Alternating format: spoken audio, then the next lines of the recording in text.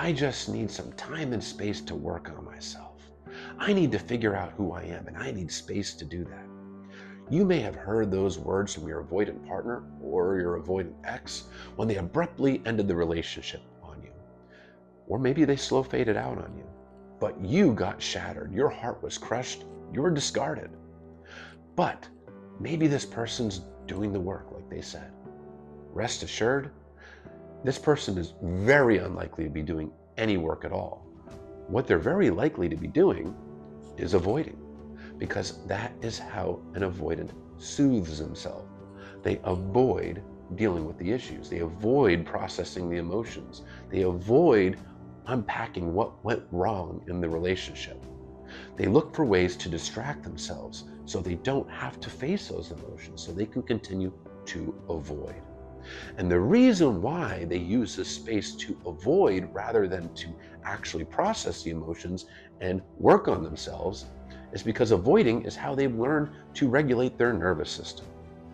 When they're triggered, their nervous system is on fire, tons of anxiety, and they were never shown how to process stress, how to deal with emotions, or even how to talk about emotions.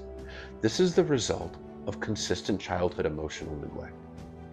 This is a person that wasn't given the love and the nurturing from their parents or caretakers in the way that they needed. In addition to that, they had their feelings routinely dismissed. If they expressed any negative emotion, it was shot down. The message was sent, your emotions aren't welcome here. They were never shown how to process stress, how to deal with life issues, how to speak about and process emotions. They were never shown how to do it. So what they learned to do is to bottle it up, stuff it up. Avoid, avoid, avoid. Put on a happy face, stuff your emotions.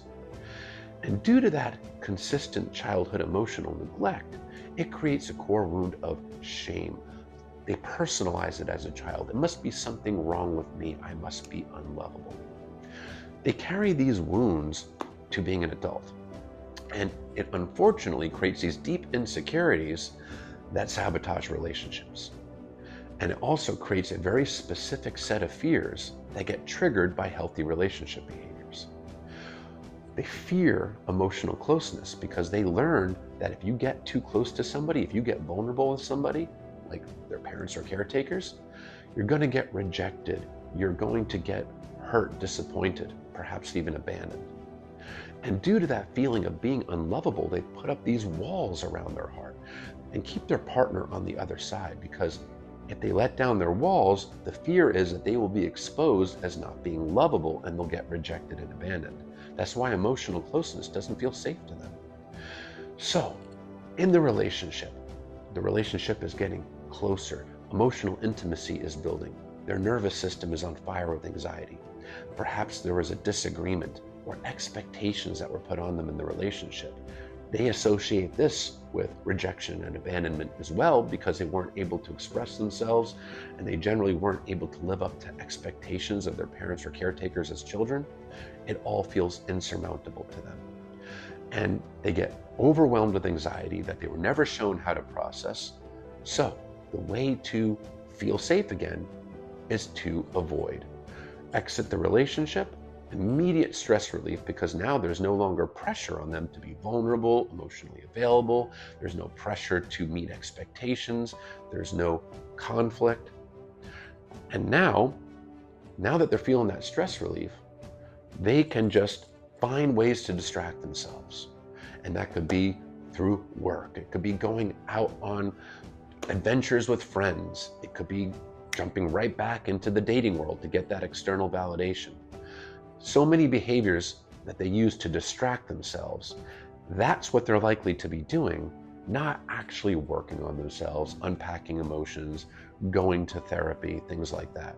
Sure, sometimes that can happen, but in most cases, what they're doing is what soothes their nervous system, what regulates their nervous system, which is to avoid. Stick their head in the sand, distract themselves, and do everything that they can to avoid even processing or confronting those emotions and the pain of the breakup, and definitely avoiding the impact that the breakup, that the discard had on their ex, because that would be incredibly painful.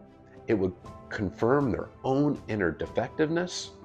So rather than deal with all that, they just avoid, avoid, avoid, avoid. So when they're taking that time and space to work on themselves, unfortunately, that is very, very unlikely. They're likely just avoiding.